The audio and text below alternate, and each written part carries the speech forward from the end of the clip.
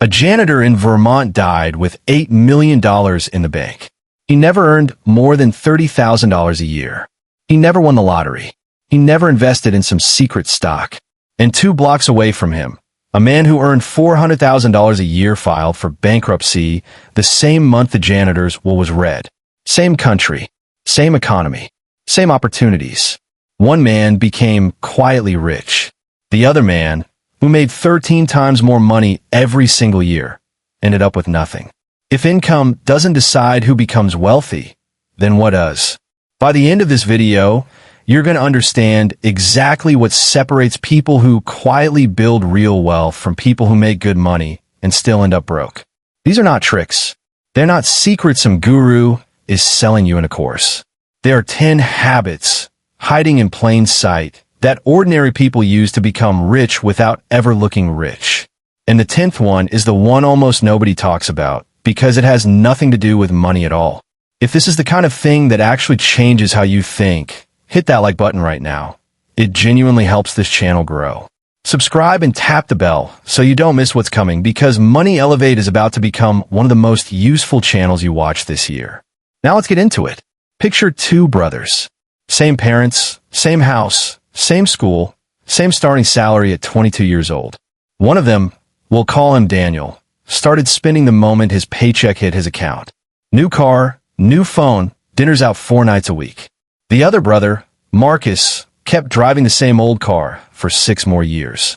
Nobody at work knew Marcus had any money at all. He looked, frankly, a little boring.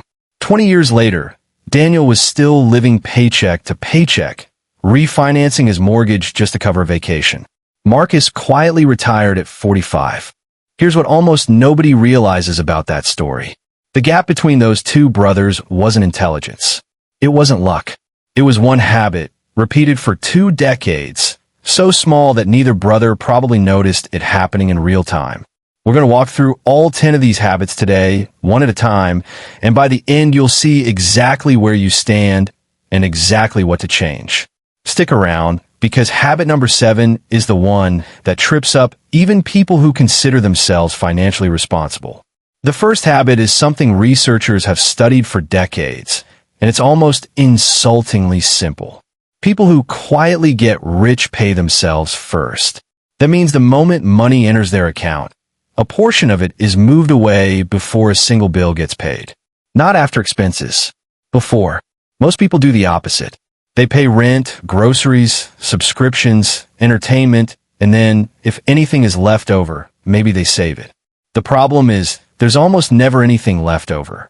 Expenses have a strange way of expanding to match whatever income is available. Economists call this lifestyle inflation, and it's one of the most well-documented patterns in personal finance research. The fix is brutally simple.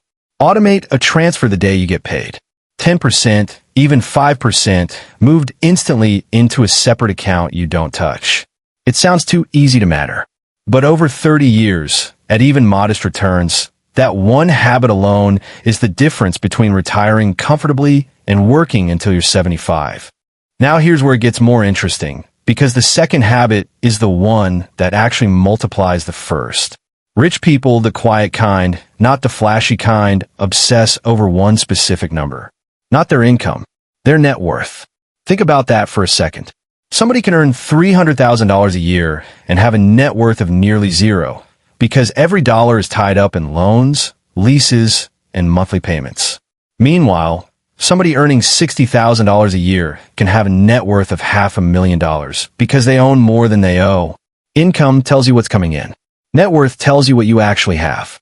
And here's the twist almost nobody catches.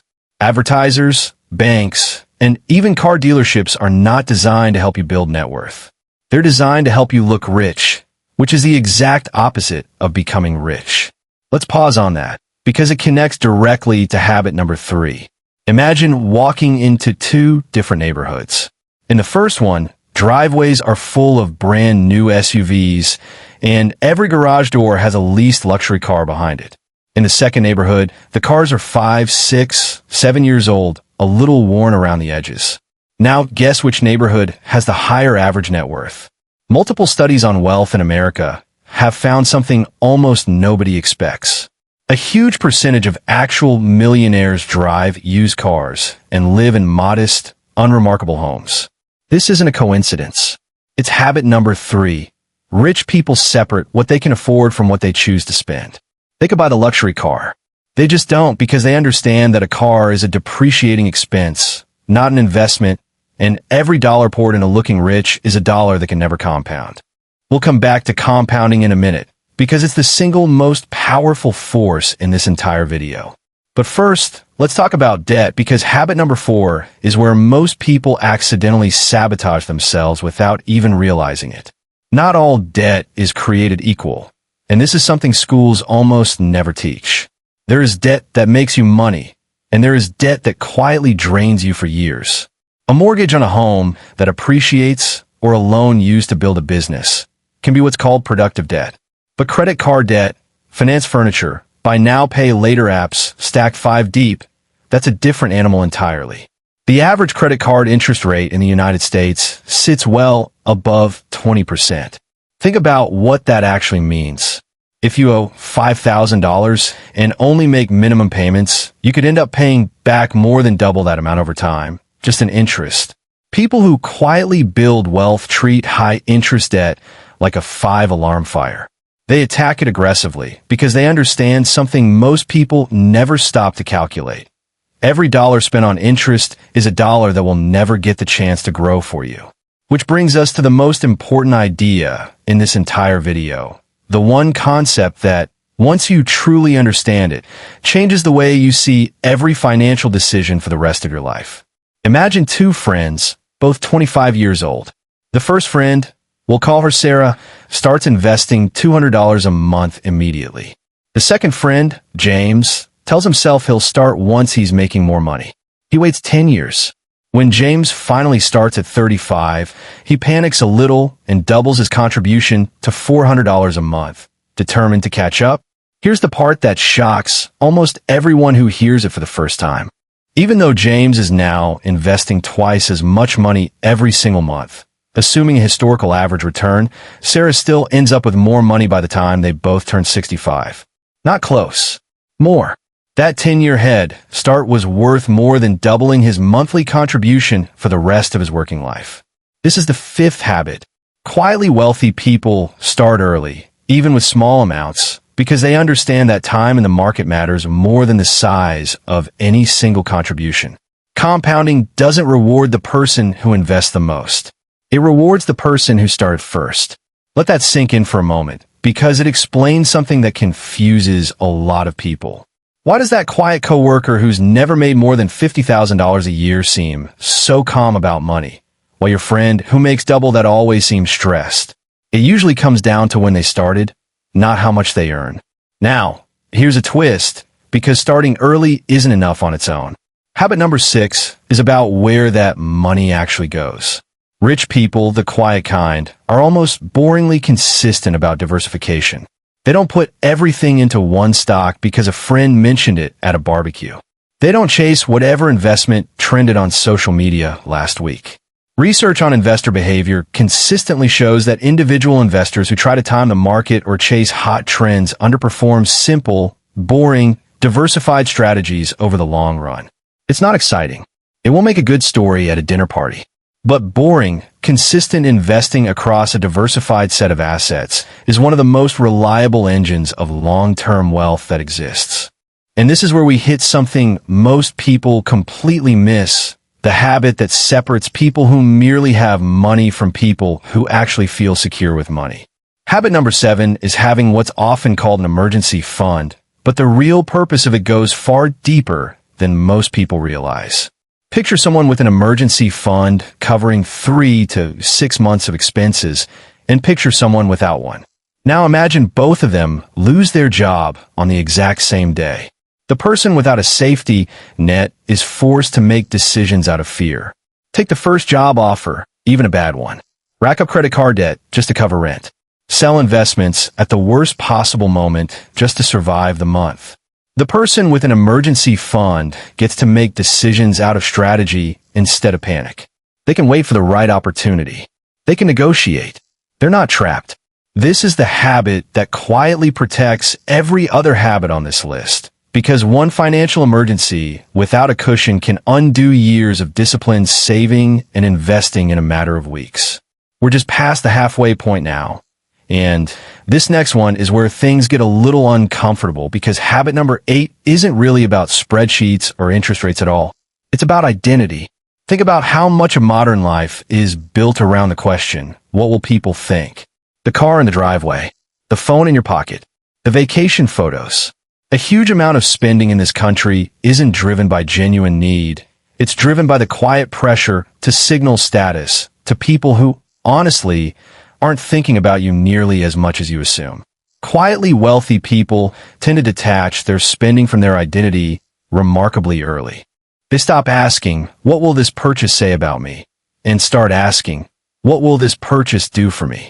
It's a small mental shift with an enormous financial impact, because once you're no longer spending to prove something to other people, an enormous amount of pressure simply disappears, along with an enormous amount of unnecessary spending. Now here's something that ties directly into habit number 9, and it might be the most underrated skill of all. Financial literacy. Not in some formal textbook sense, but in the sense of actually understanding how interest, taxes, insurance, and investment accounts work. Here's a sobering thought.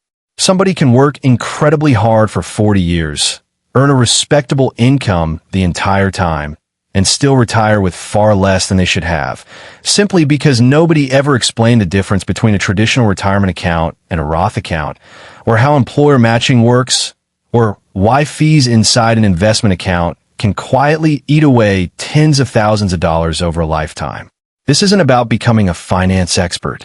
It's about spending a few hours understanding the basic rules of the game you're playing every single day, whether you realize you're playing it or not. People who quietly build wealth treat financial education the way athletes treat training. Not glamorous, not exciting, but absolutely non-negotiable. Before we get there, let's slow down for a second because there's a pattern hiding inside everything we've covered so far, and once you see it, you can't unsee it. Every single one of these first 9 habits involves a moment where the quietly wealthy person had 2 paths in front of them and chose the less exciting one. Paying yourself first instead of spending the extra $100.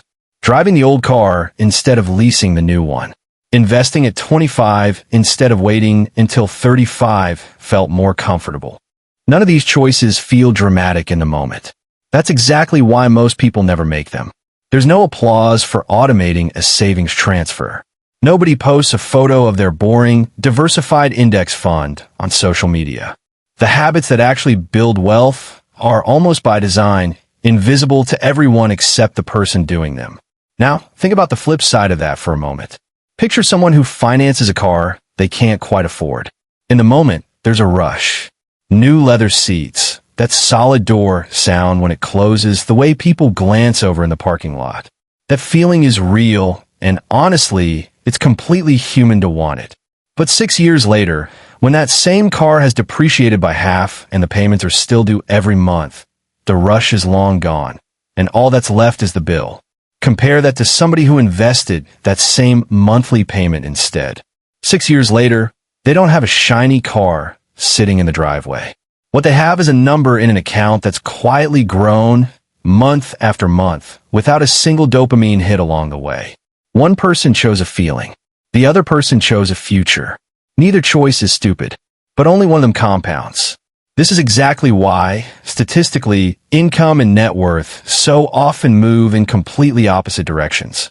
Higher earners are frequently offered bigger loans, better credit limits, and more tempting lifestyle upgrades, which means the trap actually gets bigger as the paycheck gets bigger. That's the real reason doctors, lawyers, and high-income professionals sometimes end up with surprisingly little saved by retirement age, while a school teacher or a mechanic, earning a fraction of that income, retires completely comfortable. It was never about the size of the income. It was about the size of the gap between what came in and what went out, held steady year after year without letting the gap close. All right, we've covered 9 habits. Paying yourself first. Tracking net worth over income. Choosing substance over appearance. Avoiding high-interest debt. Starting early. Diversifying. Building an emergency fund. Detaching spending from identity. Understanding the basics of money. 9 solid, practical habits. But remember at the beginning, I told you the 10th habit has almost nothing to do with money at all. This is the reveal, and once you hear it, you'll understand why it belongs at the very top of this list. The 10th habit is patience combined with something psychologists call delayed gratification, the ability to sacrifice a smaller reward now for a much larger reward later. There was a famous study decades ago involving children and a single marshmallow. Kids are told they could eat 1 marshmallow immediately or wait 15 minutes and get 2. The children who were able to wait, researchers found, tended to show better outcomes years later across multiple areas of life. Now, wealth isn't quite that simple, but the underlying principle absolutely holds. Every single habit we've talked about today, paying yourself first, avoiding bad debt, investing early, staying boring with your car and your house, all of it requires the exact same underlying skill. The willingness to feel a little bit of discomfort now, a little bit of restraint, a little bit of looking less impressive than you could in exchange for something far more valuable later. That's it. That's the real secret hiding underneath every single item on this list. It was never really about money. It was about your ability to tolerate delay. So here's what this actually means for you, starting today. You don't need a 6-figure income to become quietly wealthy. You don't need to inherit anything. You don't need some secret the government doesn't want you to know. You need a handful of unglamorous habits, repeated consistently for a very long time. Automate your savings before you see the money. Watch your net worth, not just your paycheck. Buy the boring car. Attack high-interest debt like it's on fire. Start investing now, even if it's small. Spread it out instead of chasing trends. Build a cushion so one bad month doesn't undo years of progress. Stop spending to impress people who aren't paying attention anyway. Learn the basic rules of money. And above everything else, be willing to wait. If even one of these habits hit home for you, drop a comment and tell me which one you're starting with today. I genuinely read through these and it helps me know what to cover next. If you know somebody, a friend, a sibling, someone just starting out in their 20s who needs to hear this exact video, send it to them right now because 5 minutes of discomfort watching this could save them a decade of financial stress. Somewhere out there right now, there's a version of that Vermont janitor, someone earning a completely ordinary income, making completely ordinary decisions day after day, quietly building something enormous that nobody around them will notice until it's already done. The only question left is whether that person is going to be you. If you want more of this, hit subscribe because Money Elevate is just getting started, and the next video might be the one that changes everything for you.